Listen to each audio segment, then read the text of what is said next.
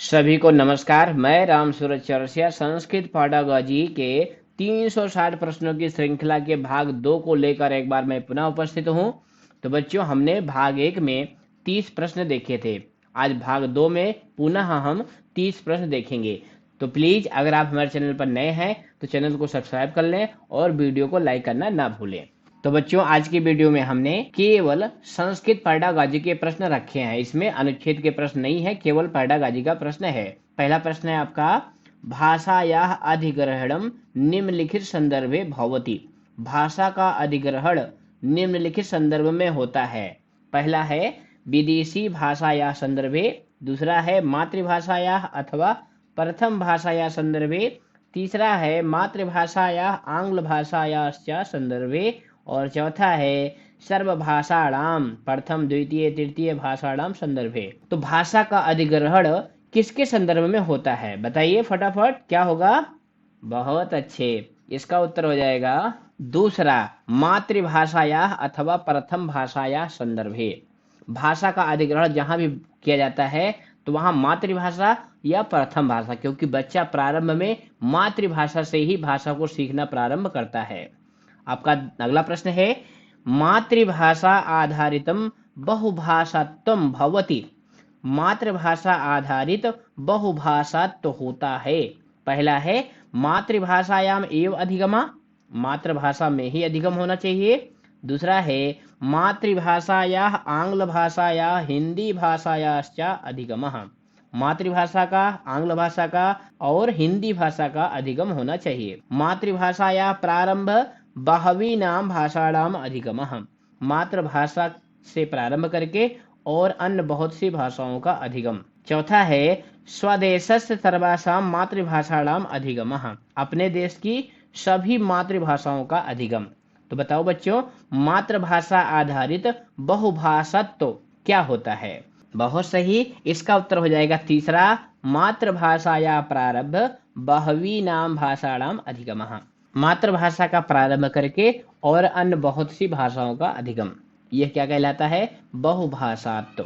अगला प्रश्न है बच्चों आपका, पाठ्यक्रम अंतर्गता भाषा प्रयतते। पाठ्यक्रम अंतर्गत भाषा प्रयत्न करती है। क्या प्रयत्न करती है?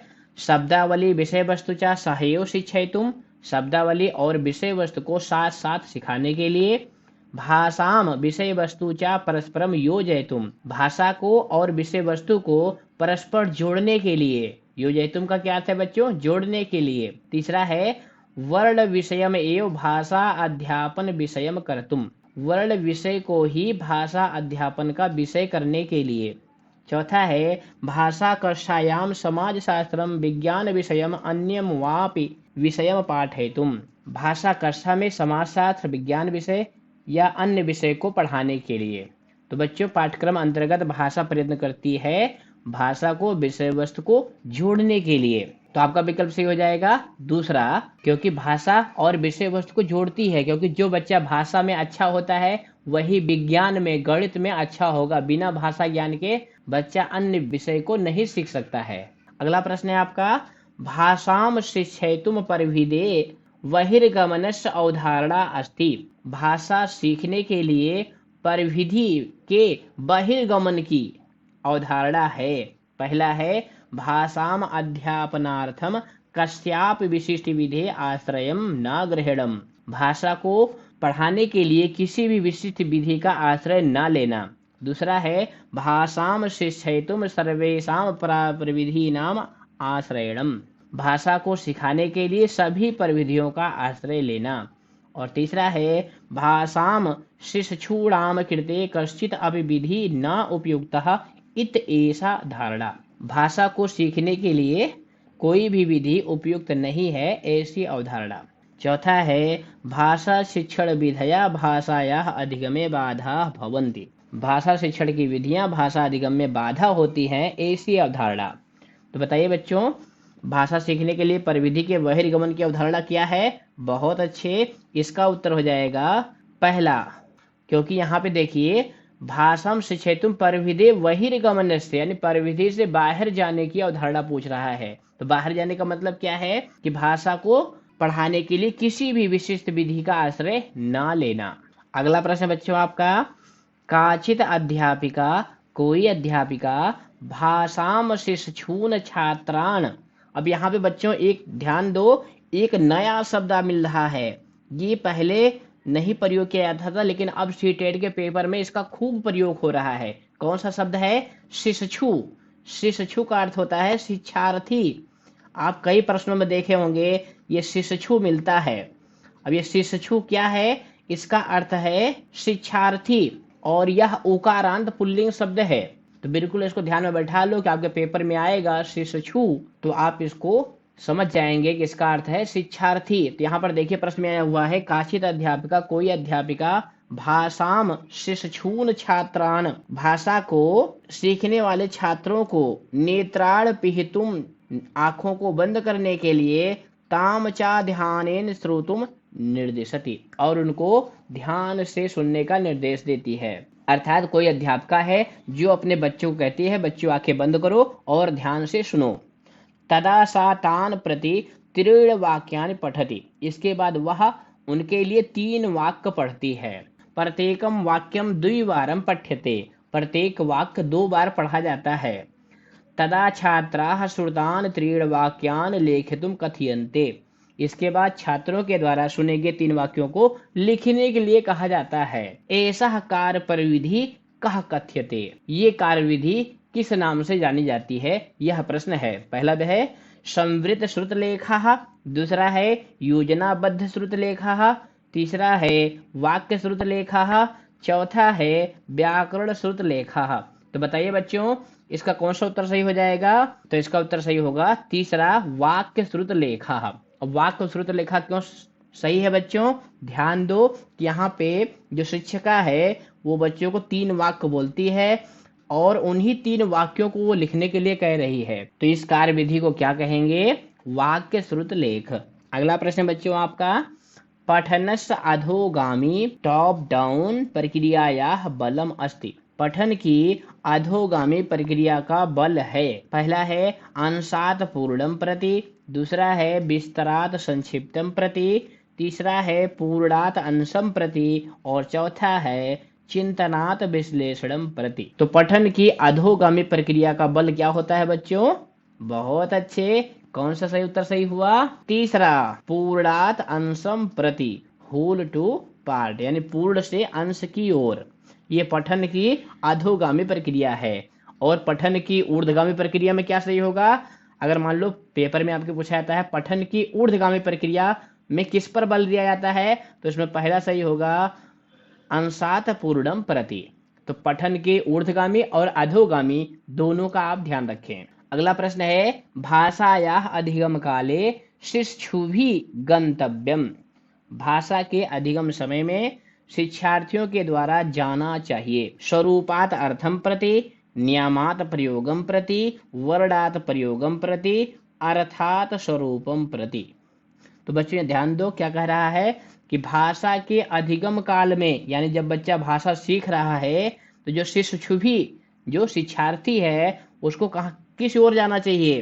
तो इसका उत्तर हो जाएगा चौथा, अर्थात स्वरूपम प्रति, अर्थ से स्वरूप की ओर। जब बच्चे को आ से अनार पढ़ाया जाता है तो वो आ से अनार, तो अनार का अर्थ लेता है, फिर उसके मन में वो अनार का चित्र आता है कि अनार इस तरह से होता है, तो उसी को यहाँ पे कहा जा रहा है अर्थात स्वरूपम प्रति। अगला प्रश्न बच्चों आपका, भारतवर्षे विद्यालय पाठ्यक्रमे आंग्ल भाषा अस्ति, भारतवर्ष के विद्यालय पाठ्यक्रम में आंग्ल भाषा है। विदेश भाषा, प्रथमा भाषा, द्वितीय भाषा, संवैधानिक भाषा।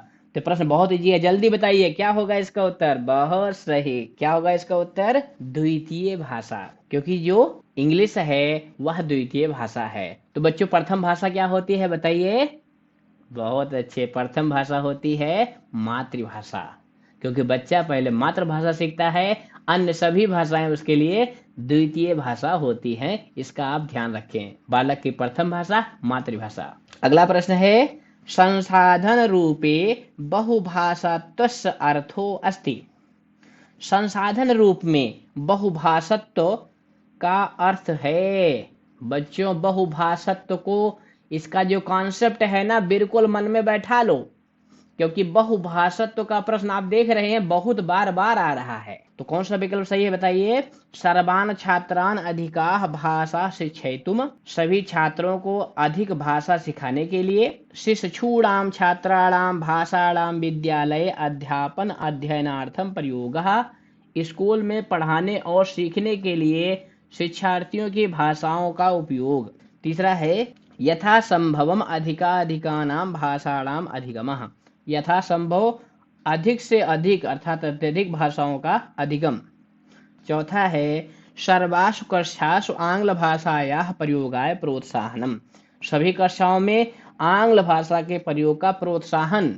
तो बच्चों यहाँ पे ध्यान दो, जहां भी आंग्ल भाषा का प्रोत्साहन की बात आ जाए तो वह विकल्प तो 100% नहीं है, ये निगेटिव वर्ड है। तो इसका सही उत्तर क्या होगा बताओ बच्चों फटाफट। इसका उत्तर होगा दूसरा, शिशूणाम छात्राणाम भाषाणाम विद्यालय अध्यापन अध्ययनार्थम प्रयोगः।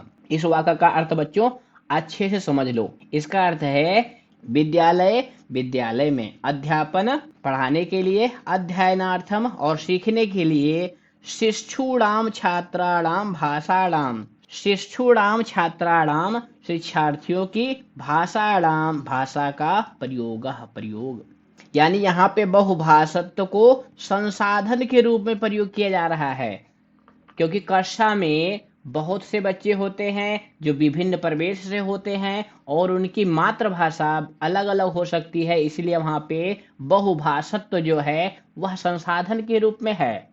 बहुभाषत्व कभी भी किसी भी भाषा को सीखने में बाधक नहीं होता है बल्कि साधक होता है।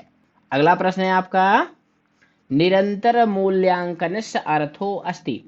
निरंतर मूल्यांकन का अर्थ है, तो बच्चों आपने पढ़ा है ना सतत मूल्यांकन, तो क्या अर्थ है बताइए। पहला है निरंतर रूपेण छात्राणां मूल्यांकनम, दूसरा है प्रतिदिनं छात्राणां परीक्षा प्रत्येकं छात्रस्य च अभिलेखः, कालांतरे अधिगमस्य मूल्यांकनम अभिलेखश्च, और चौथा है छात्रस्य अधिगम विषये नियमित रूपेण सूचनम। तो कौन सा विकल्प सही होगा बच्चों। इसमें तीसरा विकल्प सही होगा, कालांतरे अधिगमस्य मूल्यांकनम अभिलेखश्च। इसका अर्थ है कालांतरे समय समय पर अधिगम का मूल्यांकन और अभिलेख यानी उसका जो प्राप्तांक आया है उसको लिखा जाए, जिससे तुलना की जा सके कि पहले बच्चा कैसा था और अब कैसा है। अगला प्रश्न है आपका, काव्य पाठनस्य ध्यानम अत्र न भवेत। काव्य पाठन का ध्यान यहाँ पर नहीं होना चाहिए। कहाँ पर। पहला है प्रशंसायाम मनोरंजने च, दूसरा है व्याकरण अध्यापने, तीसरा है काव्य साधनेषु और अगला है समीक्षात्मके चिंतने। क्या है इसका उत्तर बताइए। दूसरा सही है, व्याकरण अध्यापने। यानी जब भी काव्य पाठ हो रहा है, बच्चों को कविता पढ़ाई जा रही है, साहित्य पढ़ाया जा रहा है, तो उस कक्षा में व्याकरण अध्यापन पर जोर नहीं दिया जाता, क्योंकि काव्य शिक्षण का मुख्य उद्देश्य होता है रसानुभूति आनंदानुभूति। पिछली वीडियो में आपने देखा ना, प्रश्न आया था कि काव्य शिक्षण मुख्य उद्देश्य मस्ती, वहां पे क्या था, मनोरंजन और आनंद की प्राप्ति। अगला प्रश्न है आपका, भाषायाः अध्यापने शिक्षणे च किम महत्वपूर्णम अस्ति। भाषा के अध्यापन में और शिक्षण में क्या महत्वपूर्ण है। पेन पेंसिल चमसादि उपकरणानि, कलम पेंसिल चम्मच इत्यादि उपकरण, वास्तविकः जीवितः जनः, वास्तविक और जीवित प्राणी, वास्तविक भाषा प्रयोगः, स्वभाषायां भाषणम। तो बताओ बच्चों, भाषा के अध्यापन और शिक्षण में क्या महत्वपूर्ण है, वास्तविक भाषा प्रयोग।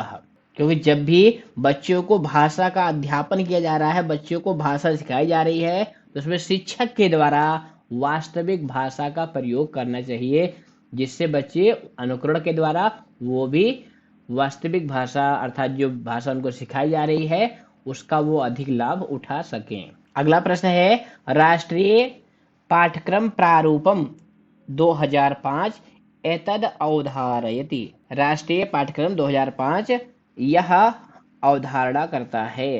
पहला विकल्प है आपका, शिशु ज्ञानस्य निर्माता अस्ति, शिक्षार्थी ज्ञान का निर्माता है। दूसरा है, शिशु ज्ञानस्य प्राप्तकर्ता अस्ति, शिक्षार्थी ज्ञान का प्राप्त करने वाला है। तीसरा है शिक्षुभिः बह्व्यः भाषाः शिक्षितव्यः, शिक्षार्थी के द्वारा बहुत सी भाषा सीखनी जानी चाहिए। और चौथा है मूल्यांकन परीक्षा आधारितम भवितव्यम, मूल्यांकन परीक्षा आधारित होना चाहिए। तो बताइए बच्चों, इसमें कौन सा विकल्प सही है? बहुत अच्छे, इसमें सही है पहला विकल्प, शिक्षु ज्ञानस्य निर्माता अस्ति, शिक्षार्थी ज्ञान का निर्माता है। अभी तक क्या माना जाता था? शिक्षार्थी ज्ञान का प्राप्त करता है, लेकिन वो प्राप्त करता नहीं है। जहां भी प्राप्त, क्योंकि शिक्षार्थी केवल ज्ञान का प्राप्त करने वाला नहीं है, वो स्वयं अपने ज्ञान का निर्माता है। तो इस बात को आप बिल्कुल ध्यान रखें कि शिक्षु अर्थात शिक्षार्थी ज्ञान का निर्माता है। तो बच्चों, वीडियो पसंद आ रहे हैं तो इसको लाइक करें, और अभी तक सब्सक्राइब नहीं किया है तो फटाफट सब्सक्राइब कर लें, क्योंकि हम 360 प्रश्नों की श्रृंखला आपके लिए लेकर आए हैं। अगला प्रश्न है आपका, भाषा पाठ्यक्रमे भवति, भाषा पाठ्यक्रम में होता है अध्ययन सामग्री मूल्यांकनम च, भाषायाः अध्यापनाय शिक्षणाय च उद्देश्यानि उपकरणानि विधया विषयाः मूल्यांकनम च। अगला है उद्देश्यानि प्रकरणम व्याकरण विषया च। अगला है मूल्यांकन प्रक्रिया अध्यापन प्रणाली। तो बच्चों, अगर मान लो आपको संस्कृत नहीं आती है, फिर भी अगर आप संस्कृत चुने हैं द्वितीय भाषा या प्रथम भाषा के रूप में, तो एक बात का ध्यान रखें, जो बड़ा वाला उत्तर होता है ना, कभी कभी वही सही हो जाता है। तो इस प्रश्न में जो बड़ा वाला उत्तर है वही सही है, दूसरा। इसका अर्थ है भाषा के पाठ्यक्रम में होता है भाषा अध्यापन और शिक्षण के लिए उद्देश्य, उपकरण, साधन, विधियां, विषय मूल्यांकन होते हैं। अगला प्रश्न है आपका, लेखन प्रक्रियाम अंतर्निहिताः सन्ति, लेखन प्रक्रिया में अंतर्निहित होते हैं। तो बताइए लेखन प्रक्रिया में क्या क्या अंतर्निहित होता है? पहला है विचारो उत्तेजनम योजना विधानम पांडुलेखनम संशोधनम त्रुटि शोधनम अंतिम प्रारूपम। दूसरा है विचारो उत्तेजनम योजना विधानम प्रारूपीकरणम पांडुलेखनम अंतिम प्रारूपम। तो इस तरह से इसमें आगे पीछे करके लिखा गया है। तो कौन सा सही होगा, फटाफट बताइए। बहुत अच्छे, इसमें सही है पहला। पहला क्यों सही है? देखिए, विचारो उत्तेजनम, सर्वप्रथम जब हम लेखन प्रक्रिया में हमारे अंदर विचार आते हैं, योजना विधानम, फिर हम योजना बनाते हैं उसको लिखें कैसे कैसे, क्या क्या, कौन सा लाइन कहाँ पर लिखें, कैसे प्रारंभ करें, कैसे समाप्त करें। उसके बाद पांडुलेखनम, पांडुलेखनम क्या होता है कि जैसे हम कोई किताब लिखते हैं या कुछ लिखते हैं तो पहले वो पांडुलेखन जो हाथ से लिखा जाता है उसको पांडुलेखन बोलते हैं। उसके बाद संशोधनम, उसमें हम संशोधन करते हैं। और फिर उसके बाद होता है त्रुटि शोधनम, जिसको इंग्लिश में कहते हैं प्रूफ रीडिंग। कोई भी पुस्तक छपती है ना, तो पहले उसको त्रुटि शोधन होता है, फिर उसके बाद उसकी प्रूफ रीडिंग होती है, त्रुटि संशोधन होता है, फिर अंतिम प्रारूप होता है, फाइनल ड्राफ्टिंग होती है। देखो बच्चों, और किसी भी विकल्प में त्रुटि शोधनम नहीं दिया गया है, इसलिए इस प्रश्न का उत्तर सही होगा 1 नंबर। अगला प्रश्न है आपका, भाषाम अध्यापयिता प्रत्येकम अध्यापकेन एवं कार्यम, भाषा सिखाने वाले प्रत्येक अध्यापक के द्वारा यह करना चाहिए। क्या करना चाहिए? पाठ्य पुस्तक आधारितम एवं ज्ञानम देयम, केवल पाठ्य पुस्तक आधारित ज्ञान देना चाहिए। पाठ्यक्रमे निर्धारित पाठ्य पुस्तकेभ्यो अपि, पाठ्यक्रम में निर्धारित पाठ्य पुस्तक के अतिरिक्त सामग्री प्रदेया, सामग्री प्रदान करनी चाहिए। निर्धारित पाठ्य पुस्तकेभ्यः अतिरिक्तः पठनभारा बलात् न देया, निर्धारित पाठ्य पुस्तक के अतिरिक्त पठन का भार बलपूर्वक नहीं देना चाहिए। और चौथा है निर्धारित पाठ्य पुस्तकेभ्यो अपि बहि न गंतव्यम, निर्धारित पाठ्य पुस्तक के बाहर नहीं जाना चाहिए। तो कौन सा विकल्प सही होगा बताइए?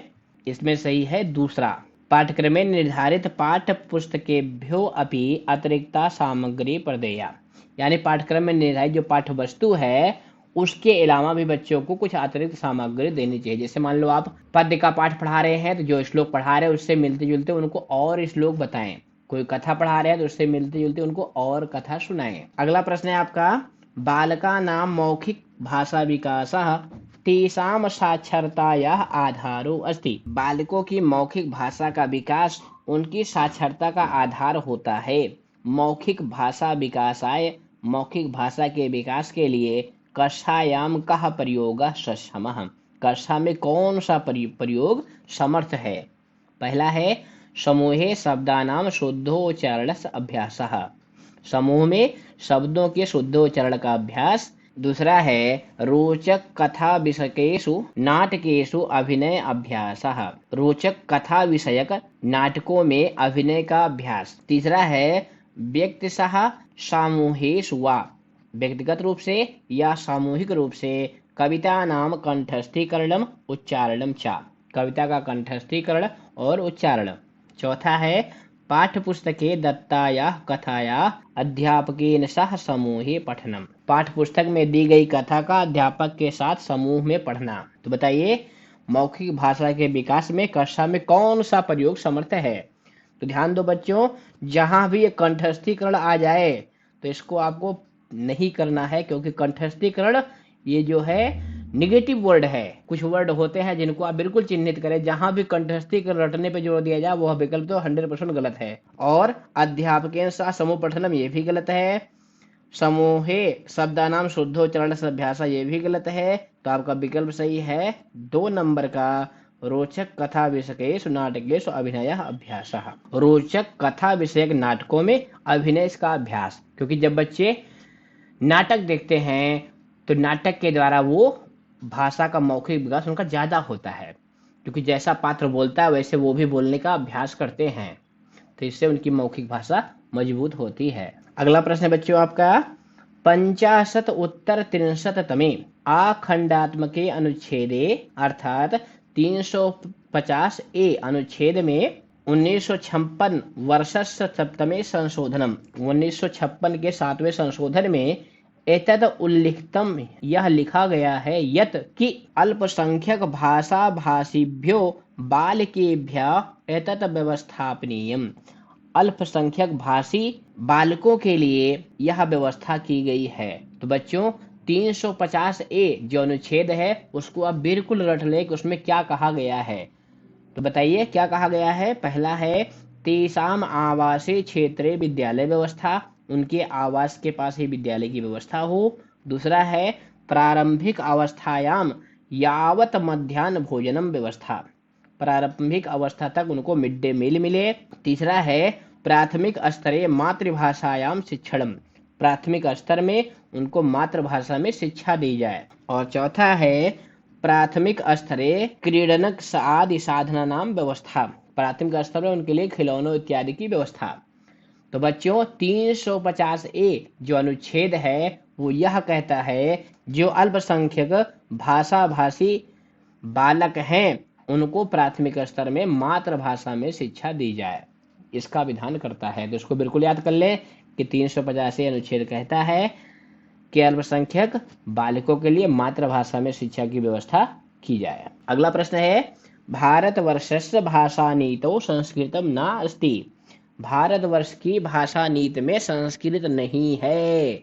अब यहाँ पे बच्चों ना अस्ति, क्योंकि जो बच्चा ना अस्ति पर नहीं ध्यान देगा ना तो वो तुरंत कहेगा शास्त्रीय भाषा, तुरंत मार देगा और उसका गलत हो जाएगा, क्योंकि यहाँ पे ना अस्ति नहीं है तो शास्त्रीय भाषा तो है।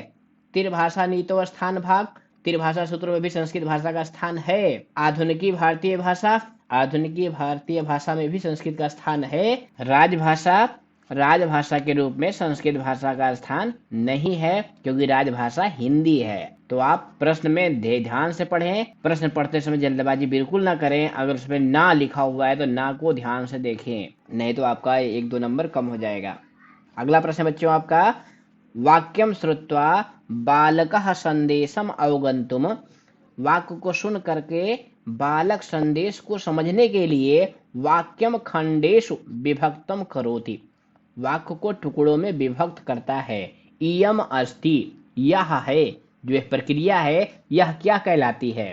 पहला है ऊर्ध्वगामी प्रक्रिया, दूसरा है अधोगामी प्रक्रिया, तीसरा है ग्रहण प्रक्रिया, चौथा है निगमन प्रक्रिया। तो बताओ बच्चों ये कौन सी प्रक्रिया है। तो यह है ऊर्ध्वगामी प्रक्रिया। अगला प्रश्न है आपका ऊर्ध्वगामीन प्रक्रियायाः नियमः अस्ति, ऊर्ध्वगामी प्रक्रिया का नियम है।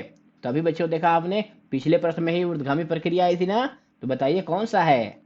पहला है वाक्य पद पदांश वर्णाः, वर्ण पद पदांश वर्णाः, पदांश चित्र लिपि ध्वनयः, ध्वन लिपि चित्र पदांशः।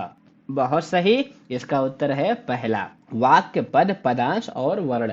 अगला प्रश्न है आपका, प्रारंभिक शिक्षण पुस्तकेषु अध्यायाः प्रायः एककाले एकध्वनि इति सिद्धान्तम् आश्रित भवन्ति। एतादृशी सामग्री।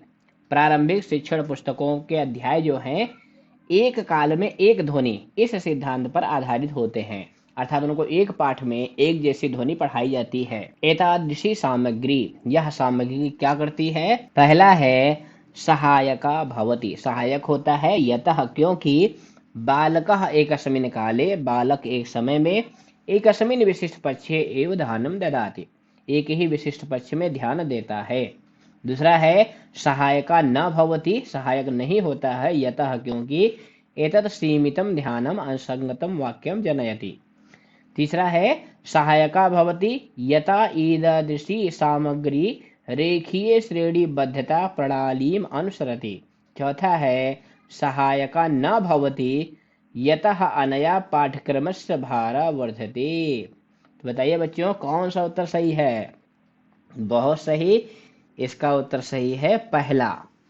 सहायका भवति, सहायक होता है, यतः क्योंकि बालक एकस्मिन् काले, एक समय में, एकस्मिन् विशिष्ट पक्षे एव ध्यानं ददाति, एक ही विशिष्ट पक्ष में ध्यान देता है। आपने देखा होगा बच्चों, जब बच्चा बिल्कुल छोटी क्लास में जाता है तो उसमें एक पाठ में आ की मात्रा वाले शब्द, पहले जो है बिना मात्रा वाले शब्द, दो वर्ण वाले शब्द, फिर तीन वर्ण वाले शब्द, फिर आ की मात्रा वाले शब्द, फिर ई की मात्रा वाले शब्द, फिर ऊ की मात्रा वाले शब्द। तो वहां पे एक एक ध्वनि बच्चों को सिखाई जाती है। तो ये क्या कहता है? इससे बच्चे जो है एक समय में ऐसे एक ही विशिष्ट पक्ष में ध्यान देते हैं और बच्चे उस वर्ण की मात्रा को, उस शब्द को अच्छी तरह सीख जाते हैं। तो जिस भी विकल्प में सहायका न भवति, सहायका न भवति ऐसा लिखा हो तो वो बिल्कुल गलत होता है। अगला प्रश्न बच्चों आपका, लेखन शिक्षणे निम्नलिखितेषु कः उपायः समीचीनतमः। लेखन शिक्षण में निम्नलिखित उपायों में कः उपाय, कौन सा उपाय समीचीनतमः। समीचीनतमः मतलब क्या होता है बच्चों? उचित है। पहला है संबंधित भाषायाः वर्णान् लेखयितुं बालकः प्रेरितव्यः। संबंधित भाषा के वर्णों को लिखने के लिए बालकों को प्रेरित किया जाए। दूसरा है सुलेख परिष्कारार्थं बालकाः पुनः पुनः एकमेव वाक्यं लेखितुं प्रेरितव्यः। सुलेख सुधारने के लिए बालकों को एक ही वाक्य बार बार लिखने के लिए कहा जाए। तीसरा है स्वविचारान् प्रकटयितुं बालकेभ्यः अवसरः दातव्यः। अपने विचारों को प्रकट करने के लिए बालकों को अवसर दिया जाए। और चौथा है विशेष विषयान् कंठस्थीकृत लेखितुं बालकाः प्रेरितव्यः। तो बच्चों अगर इस तरह का प्रश्न आए तो वहां पर ध्यान दो, जिस भी विकल्प में अवसरः दातव्यः कि बच्चों को अवसर दिया जाए, तो यह जो है पॉजिटिव वर्ड है। जहां भी अवसर देने की बात आए, क्योंकि कक्षा में बच्चों को ही ज्यादा अवसर देना चाहिए, तो यह पॉजिटिव वर्ड है। तो इसका विकल्प सही होगा तीसरा कि स्वविचारान् प्रकटयितुं बालकेभ्यः अवसरः दातव्यः। बच्चों को अपने विचारों को प्रकट करने के लिए अवसर दिया जाए। तो यह जो उपाय है यह लेखन शिक्षण में सबसे अच्छा है, क्योंकि बच्चा जब अपने मन से कुछ लिखता है तो बिल्कुल तल्लीन होकर और शुद्धता पूर्वक लिखता है, और जब वो एक ही वाक्य को बार बार लिखता है तो केवल कॉपी करता है, अपनी बुद्धि का प्रयोग उतना नहीं करता है। अगला प्रश्न है छात्राणां कृते बाल साहित्यं चेतुं किम मानम उपयुक्ततमम्। छात्रों के लिए बाल साहित्य चुनने के लिए कौन सा मान अर्थात मानक उचित है? पहला है सरल भाषा, दूसरा है लेखकस्य कविर्वा लोकप्रियता, तीसरा है बालकानां स्तरा, चौथा है तेषां रुचिश्च, और चौथा है भारतीय संस्कृत मूलकम साहित्यम। तो बताइए छात्रों के लिए बाल साहित्य चुनने के लिए कौन सा मानक अच्छा है? तो इसका उत्तर हो जाएगा तीसरा, बालकानां स्तरः, बालकों का स्तर, तेषां रुचि च, अर्थात बालक किस स्तर का है और उसकी रुचि क्या पढ़ने में है, वही बाल साहित्य उसको दिया जाए। अगला प्रश्न है भाषायाः अधिग्रहणे, भाषा के अधिग्रहण में, भाषायाः शिक्षणे च और भाषा के शिक्षण में मुख्य भेदः अस्ति, मुख्य भेद है, अर्थात भाषा के अधिग्रहण में और भाषा के शिक्षण में, दोनों में मुख्य भेद क्या है? प्रथम है प्रथम भाषायाः नियमान अधिगमः, दूसरा है शिक्षक छात्रयोः परस्परम संबंधः, और तीसरा है भाषा परिवेशः, चौथा है तद भाषा संबंधनी पठन सामग्री। तो कौन सा उत्तर सही है, फटाफट बताइए। बहुत सही, इसका उत्तर सही है तीसरा, भाषा परिवेशः। अब यहाँ पे बच्चों दोनों शब्दों पर ध्यान दीजिए। भाषा या अधिग्रहण, यानी जब भाषा अधिग्रहण कर ली गई, यानी किसी कक्षा में कह दिया गया कि कोई भी बच्चा इंग्लिश के अलावा और किसी भी भाषा का प्रयोग नहीं करेगा, तो वहां पे भाषा का अधिग्रहण हो गया, भाषा अधिग्रहित कर ली गई। और दूसरा क्या है, भाषा या शिक्षणे, भाषा के शिक्षण में, तो दोनों में अंतर होता है। तो किसका, भाषा के परिवेश का, जो क्लास का माहौल होता है उसका अंतर होता है। समझ गए होंगे, बहुत अच्छे। आपका अगला प्रश्न है, भाषा दक्षताम प्राप्तुम, भाषा दक्षता को प्राप्त करने के लिए निम्नलिखितेषु, नीचे लिखे गए, किम न अनिवार्यम, क्या अनिवार्य नहीं है? पहला है शुद्धता, दूसरा है प्रवाह, तीसरा है समीचीनता, चौथा है सक्षमता। तो बताइए भाषा दक्षता में लिए क्या अनिवार्य नहीं है? बहुत अच्छे, क्या अनिवार्य नहीं है? सक्षमता, क्योंकि शुद्धता, प्रवाह, समीचीनता तीनों अनिवार्य हैं, अनिवार्य नहीं है तो सक्षमता है। अगला प्रश्न है आपका, पत्राधानाम सज्जीकरणे निम्नलिखिताः तीसराः अवस्थाः महत्वपूर्णाः भवन्ति। पत्राधानाम सज्जीकरणे, पत्राधानाम का अर्थ क्या होता है बच्चों? खुले पत्र को सजाने के लिए निम्नलिखित तीन अवस्थाएं महत्वपूर्ण हैं। तो तीन अवस्थाएं कौन कौन है? पहला है एकत्रीकरणम विभाजनम निराकरणम, दूसरा है एकत्रीकरणम चयनम चिंतनम, तीसरा है प्रयोगः अभिज्ञानम उत्पादनम, और चौथा है विकेंद्रीकरणम मूल्यांकनम सज्जीकरणम।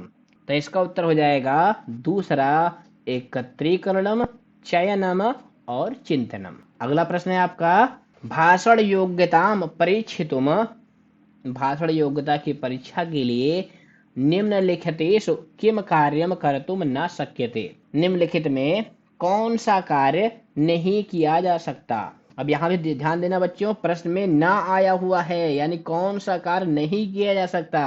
भूमिका ग्रहणम, प्रदर्शनम, कथनम चा, रिक्त स्थान पूर्ति, चित्र वर्णनम। तो कौन सा विकल्प सही होगा? रिक्त स्थान पूर्ति, क्योंकि यहाँ पे भाषण योग्यता की परीक्षा करनी है, तो इसमें रिक्त स्थान पूर्ति कोई मतलब नहीं है। तो यहाँ पे प्रश्न में ना का ध्यान जरूर देना है। अगला प्रश्न है, उत्तम भाषण प्रक्रिया सा अस्ति, उत्तम भाषण प्रक्रिया वह होती है यत्र, जिसमें क्या होता है? मातृभाषा अपनीयते, मातृभाषा को दूर कर दिया जाता है। भाग ग्रहणम समानम न अस्ति, भाग ग्रहण समान नहीं होता है। शिक्षवः बहु ब्रुवन्ति, शिक्षार्थी बहुत बोलते हैं। अध्यापकाः अधिकम सहायम कुर्वन्ति, अध्यापक अत्यधिक सहायता करते हैं। तो बताइए बच्चों, उत्तम भाषण प्रक्रिया कब होती है? बहुत अच्छे, इसका उत्तर हो जाएगा तीसरा, शिक्षवा बहु ब्रुवन्ति। अब यहाँ शिक्षवा, वीडियो को प्रारंभ में बताया था बच्चों, शिक्षवा का क्या अर्थ है? शिक्षार्थी, क्योंकि ये भानु की तरह है, जैसे भानु, भानु, भानवा, उकारांत शब्द भानु है ना, उसका रूप चलता है, तो वैसे ये भी है शिशु, शिशु, शिक्षवः, ये प्रथमा विभक्ति बहुवचन का रूप है। तो शिक्षवः बहु ब्रुवन्ति, जिसमें शिक्षार्थी जो बच्चे हैं ज्यादा बोलते हैं, वह भाषण प्रक्रिया उत्तम मानी जाती है। अगला है उच्चैः पठनम, जोर से पढ़ना, कथा श्रावणम, कथा सुनाना, साक्षात्कारः, साक्षात्कार इंटरव्यू, संभाषणम और संभाषण। इत एतानि कस्य उदाहरणानि सन्ति, ये सब किसके उदाहरण हैं? पहला है प्रगाढ़ श्रवणस्य, दूसरा है विस्तृत श्रवणस्य, तीसरा है उदासीन श्रवणस्य, चौथा है समानांतर श्रवणस्य। तो बच्चों ध्यान दो, जोर से पढ़ना, कथा सुनाना, साक्षात्कार, संभाषण, सब कुछ आ गया, तो इसका उत्तर होगा पहला, प्रगाढ़ श्रवणस्य। आ गया समझ में? बहुत अच्छे। तो आज की वीडियो में इतना ही, इसके आगे के प्रश्न हम लोग भाग 3 में पढ़ेंगे। तो बच्चों वीडियो पसंद आ रहा है तो इसे लाइक करें, और कहीं भी कोई सुझाव हो, कोई समस्या हो तो आप हमें कमेंट अवश्य करें। फिर मिलेंगे। सर्वेभ्यो नमो नमः, पुनर्मिलामः, धन्यवादः।